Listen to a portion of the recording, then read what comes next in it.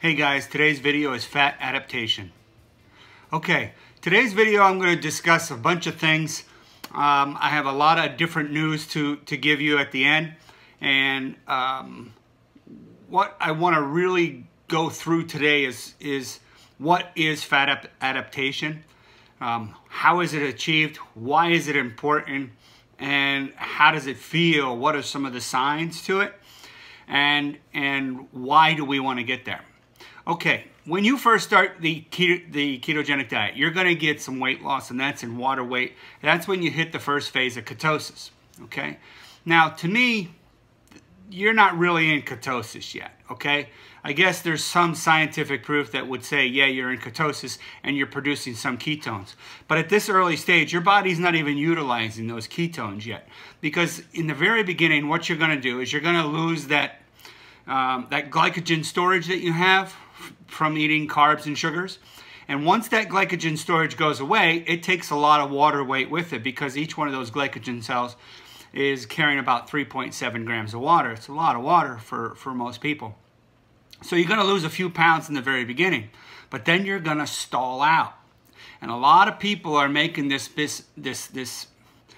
misconception that they should be continually to lose that weight every week or every day or something. They're actually expecting such a lot more.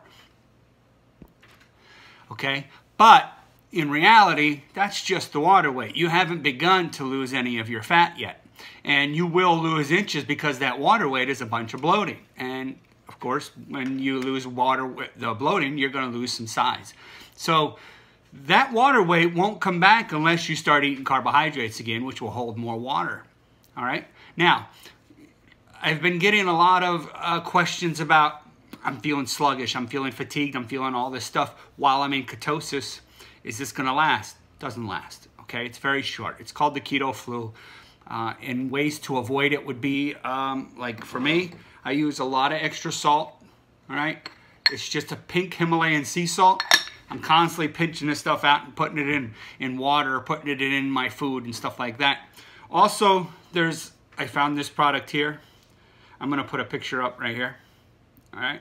This is Highlight, and it's basically an electrolyte. And you add, I think it's about 10 or 12 drops of this into an 8-ounce water. And I drink it about 2 times a day. All right. So that's how you're going to get away from that fatigue and that tiredness.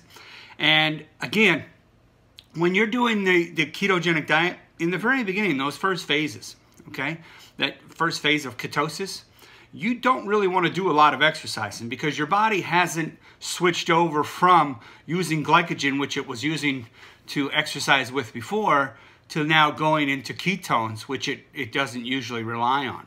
Okay? It's a little harder for the body to make ketones and to make them readily available for exercise. So in the very beginning, you kind of want to ease up on that exercise part until you get into that fat adaptation part. And the timeline for that, it's about 4 to 8 weeks. Now, people don't like to hear that because they like to see fast results. They want to see everything real quick. They want to see the fruits of their labor. But in the ketogenic diet, it just doesn't work that way. The ketogenic diet, it's not something that you could just switch and change and do whatever you want. And there's a lot of people that say, well, you know, they want to argue with me. And they want to tell me that, no, people are all different. You're right. People are different. They do react different to different things. But the science behind the ketogenic diet is pretty much the same. It's pretty strict. You have to restrict those carbohydrates because you don't want the body to process carbohydrates into glycogen, and excessive carbohydrates is exactly what it's going to do. So you always get rid of those carbohydrates, which are going to be, you know, your starchy vegetables and stuff, and you want to get rid of sugar, okay? Because that's going to eliminate and stop producing as much glycogen in your body. Your body will still produce some glycogen. It always does, because you're going to have some excessive proteins and stuff like that. Now, when you get to that, you want to keep those carbohydrates down around 20, and most of the time those are going to be greens. I'm usually going to have a lot of greens in my diet because I like the vitamins and minerals that it provides. I like I like salads. I actually do. And one of my ways of getting greens in I've been telling everybody about is that smoothie. I made that video about that. That's this video here. And in that video, I put a lot of bitter greens in there. I put a lot of other stuff that most people wouldn't even want to drink. It's disgusting. My wife thinks I'm crazy for drinking it. But it's one of those things where you plug your nose and you just chug it down. It's very cleansing on the liver. And I want my liver to be rid of being a fatty liver. I want to have a full functioning liver because I could bring that thing back from the brink. Everybody, from what I've heard, everybody that eats carbohydrates or has eaten carbohydrates has a fatty liver. That just doesn't really show up until about when it's 90% consumed by fat is when it first starts showing up, even on blood tests. So for me, I want to get rid of my fatty liver because it's already showed up on blood tests years ago, but I still keep feeding it greens because feeding it greens and apple cider vinegar and bone broths and bitter greens and stuff like that, it's gonna cleanse that liver out. It's gonna make it feel healthier. All right.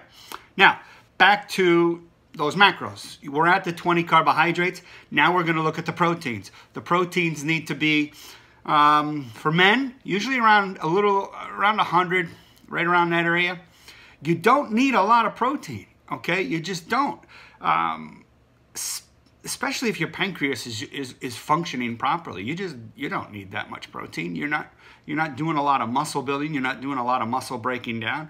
And with that, like people want to think, oh, you need to have high protein. Your body can't even process more than 35 to 40 grams of protein at a time in the first place. So if you're eating 3 meals a day, okay, which is hard to do on a ketogenic diet, and you'll know this yourself once you're on it, that your appetite is suppressed. So getting in 3 meals is a challenge. Now, if I'm getting in 3 meals and I'm only capable of putting in 35 grams of protein at a time max for my body to even process, I'm already at that 105 grams of protein. So it's going to be hard to even get a lot of protein in.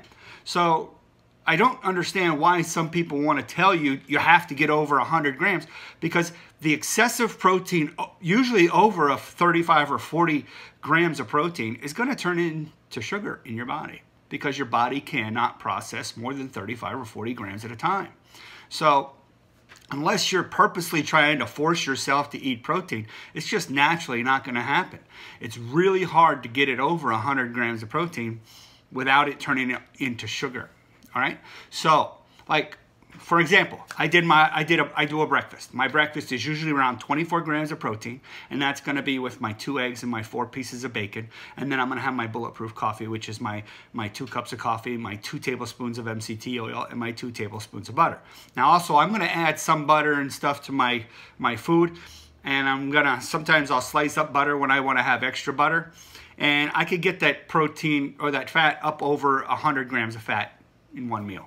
Okay, I'm getting those fats in. Now, my goal now, let's go on, finish the macros out. The macros now, you're looking at, the final one is fats. And for fats, I think your starting point for anybody is about 200 grams of fat. Now, some people are going to say, oh my gosh, that's a lot of fat. That's that old mindset, all right? You want to get away from that old mindset. It's not fat that makes you fat. It's not fat that causes the heart disease. It's not fat that's going to make you feel sick. It's sugar.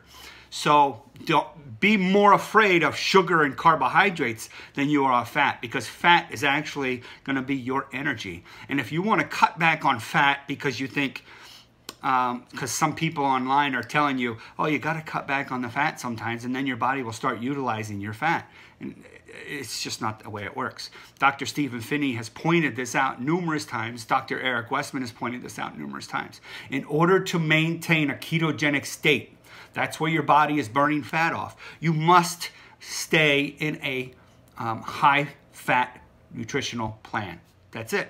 He's made it pretty simple. He also goes on further to say that if you eat higher than a 30% of of a macro of protein that you're actually going to bump yourself out of ketosis. And the whole goal of the ketogenic diet is to stay in a ketogenic state. So for those people that are saying, oh, you have to ease back on that fat at a certain point, that's just, I'm sorry, but that's just nonsense. Okay, that's not following the ketogenic diet.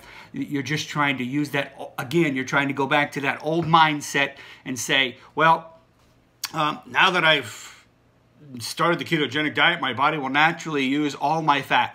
No, it doesn't. It doesn't work that way. You're not going to be able to eat enough fat to actually feed all of what your body's going to be doing anyway. So your body will naturally start pulling that extra fat as it goes along. But you have to maintain that high fat. Now, what is high fat? Now, I've told you that 200 grams is basically like your starting point. And I see so many people not even close to 200 grams. And they keep asking me, well, how's this? Well, is it 200 grams? If it's not 200 grams, it's really not quite where it needs to be. One of the other points that I will point out is that if you have your protein, say you have it, a female has it around, oh, I'm sorry, I probably should have mentioned this. A man has it around 100, and a female should have it around between 60 and 70 grams of protein. Sorry, I should have pointed that out first. So take that protein, and then you want to have your fats to be double or triple what your protein intake is. So for like men, if I told you it's around 100, so you want to be around 200 to 300 grams of fat. With a woman, if you're around 60 to 70 grams of protein, you're going to want to be around at least 150 or 140 grams of fat, well over 200 grams of fat. Okay, it is not a lot of fat.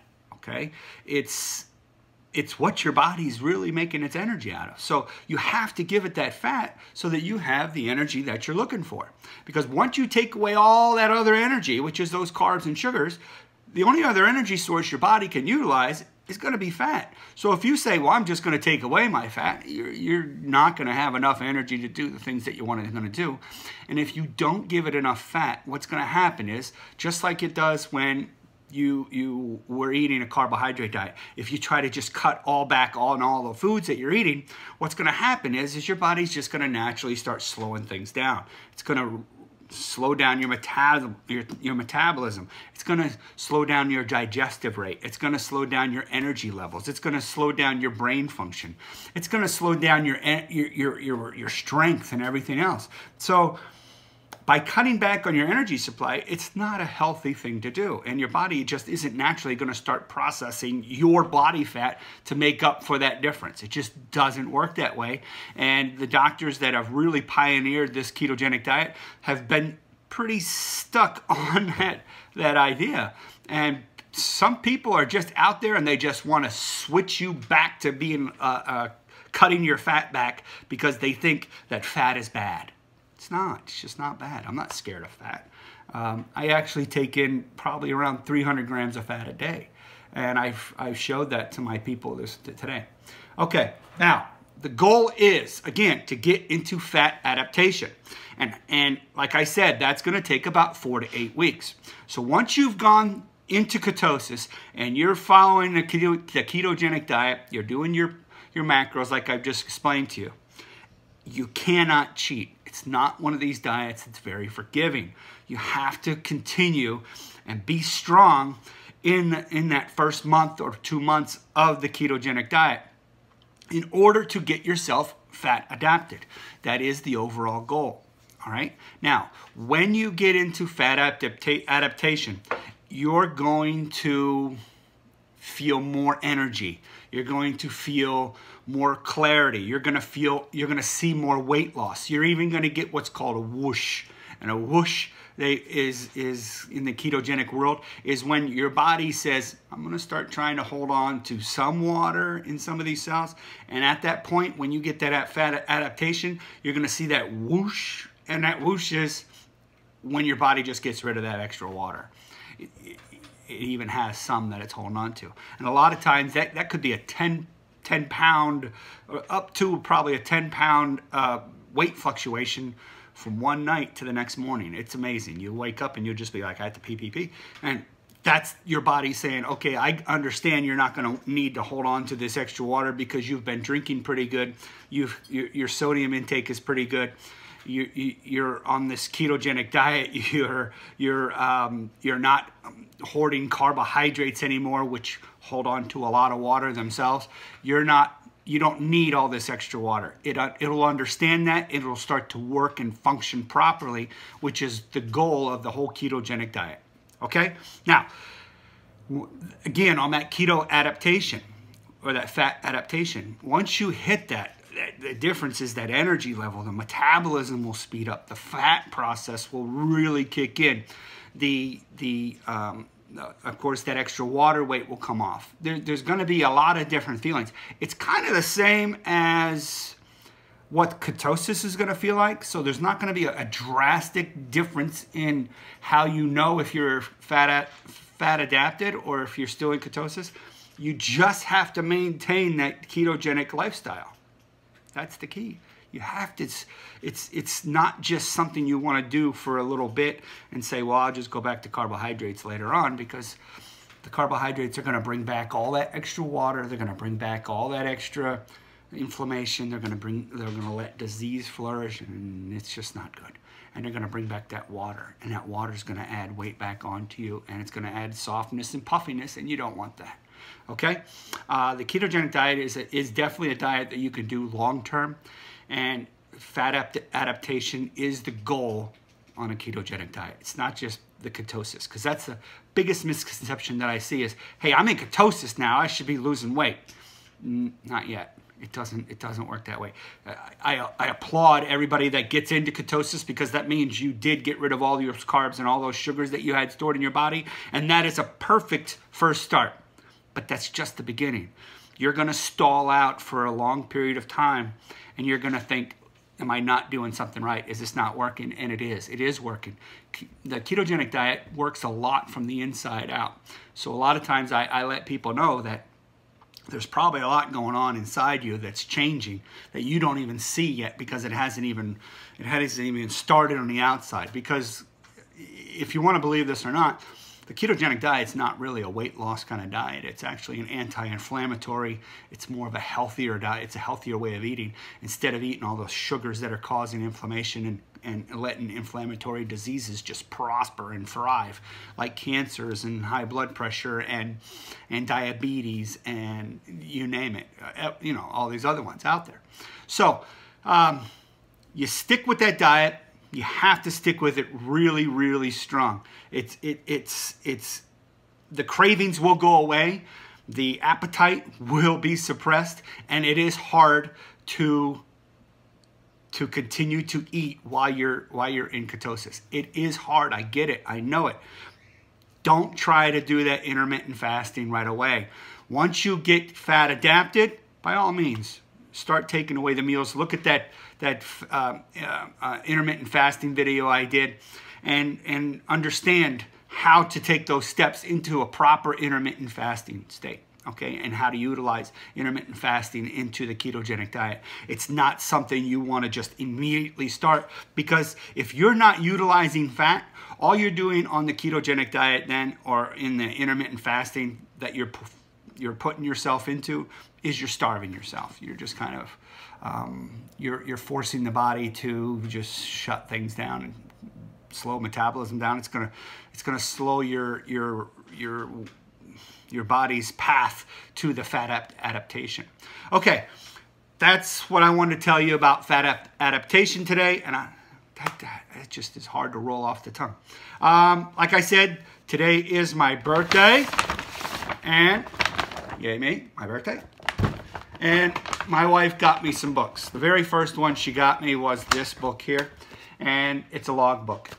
Now, what I tell people when they ask me, how do I log things down? What do I use? Do I use like MyFitnessPal or whatever? And for me, I like to use a book and a pen. Okay, I record my stuff in this, and it's easier. It's less stressful. Most of my labels are in grams. So when I tell you to eat so many grams of this and so many grams of that instead of percentage-wise, because it's so much easier to record. You look at the label, you'll say, okay, eggs, okay, they have 8 grams of fats. They have, or 14 grams of fats and 8 grams of protein. Okay, well, let me start recording my grams. And I put all those grams down in all 3 of those macros. Makes it so much easier. It's easier than saying, oh, I have to follow this specific number of calories, which I don't understand how a computer can tell you what your caloric intake needs to be when it doesn't know what your metabolism is like. It doesn't know what your energy level is like. It doesn't know how much exercise you really do in a day. It'll ask you sedentary or exercise levels, but that's just kind of, it's a shot in the dark. It doesn't know how your thyroid's working. It doesn't know if you have a fatty liver. It doesn't know if you have Hashimoto's, or it doesn't know a lot of things. And a lot of things will actually stop you from having the same reaction as somebody else. We all know that one person or so that can eat anything. They could eat 3,000 calories and not gain a pound. Well, if a calorie is a calorie, then how does that person eat so many calories and not gain a pound? And then you eat half of what they eat and you gain so much more weight. Okay, because a calorie is not really the greatest way of measuring food. It's just not. It's not a way to teach you how to decide what level should I be at. Oh, I need to stay within this caloric level because if I do, I'm going to lose weight. But that's bogus. There's nothing there. It's just bogus. But that's my rant on calories. I will actually do another video on calories at another time. But here's some of the other books that I got today. This one was really neat. Eat bacon, don't jog. Okay? This is what I just got done telling people. When you're doing the ketogenic diet, you want to limit your exercise in the very beginning just because of where you're getting your energies from. Okay? The next book I got was this one, and I think I might already have this one, the Complete Ketogenic Diet for Beginners. If I do already have this, some lucky subscriber is going to win this one day. All right? Now, the next book I have is Keto. Pretty easy, basic book. All right. The Ketogenic Diet book, this one is very complete. It's very thick. It's a pretty heavy book. It's got a lot of good information. I've skimmed through it already. I'm kind of looking forward to reading this one. The next one she got me was Bacon and Butter. This has been around a long time. This book has a lot of good recipes, has a lot of good ideas. It really focuses on the basics of the ketogenic diet. It's probably one of the better ones out there. All right. And then this book here is the last one. This is actually a hard copy. Eat Right, Not Less. This is brought to you by Atkins. This is what I was just basically stressing. Don't eat less to lose weight. It's not about shrinking your calories down to nothing. It's about eating healthier foods, because it's not going to be about calories. It's about how that food reacts to your hormones. Does that spike the hormone of insulin? Is it going to cause you to gain weight? For instance, I'm going to jump on that soapbox again about the calories. If somebody were to tell me that if I eat 2,000 calories and I do that for a month or a week and I'll lose 3 pounds or 2 pounds in that week, if I stick to that 2,000 calories, what if I went ahead and ate Snickers bars, banana splits, beer, pizza, wings, stuff like that, candy, but I stayed within that 2,000 calories a day? Now, by the end of the week, am I going to actually lose that 3 pounds? Would you actually think that a diet could consist of 2,000 calories worth of Snickers bars or ice cream and sugar and stuff like that? Because you could do that within a 2,000 calorie a day diet. And does it mean you're still going to lose weight? No, it's not. You're not. Okay, it matters what the food is. Okay, the calories are a horrible way of getting in your food per day. It's not about the calories. It's about how that food is going to react to your body, how it's going to react to your body, how it's going to cause your insulin levels to increase or come out. And insulin is a fat storing hormone. That's what it does. Okay, you eat sugar, you spike that blood sugar, insulin is going to release, grab that sugar, put it in fat cell, and it's not going to let you exercise and burn that off. People think, oh, I could just burn that off. You don't. Because not only does that insulin put that sugar into a fat cell, but it also blocks you from using that fat cell. So you'll end up using some of the glycogen or some of the ketones that you have stored in your liver and stored in your muscles, but that fat is still going to become fat. And that's what's going to happen. And then day by day, you're going to get just a little bit fatter all the time until you hit probably in your 40s and you start to get really fat. And I'm going to end it on that. Oh, no, I'm sorry. Here is that one announcement. I started a Facebook keto group, myself and my friend John. And what we are doing, we are a very positive group. We are very supportive. We are very guidance driven. And I try to help as many people as I can. I started it because I was getting onto some of these other Facebook groups and I was trying to help people, and it didn't seem like they really wanted me to help their people. They didn't like the Dr. Stephen Finney and Dr. Eric Westman, the originators of this ketogenic diet. They didn't like their scientific proven ways of doing the ketogenic diet. It didn't matter that I lost almost 140 pounds now on the ketogenic diet. It doesn't matter that I sustained this lifestyle for years. It doesn't matter that I've been a keto coach and helping thousands of people for years, and people constantly every day writing me and saying that they've already seen differences and they've seen great things happen. So I kind of got blocked on some of these, and it was a little, it just kind of sucked, because I thought, well, if I'm helping people, why are you blocking me? But so some people that really put up a fuss at the last one encouraged me to start my own group. And that group is called, on Facebook, it's called the Keto Diet Going Gonzo. Just the opposite of what my YouTube page is, which is Going Gonzo Keto Diet. So if you want to subscribe to both, I would really advise it. We are a good support group. We are positive. We are helpful. We are friendly. We are not going to kick. If you stumble and you admit online, and I've heard stories of this, that some people are stumbling online and they're erasing their post.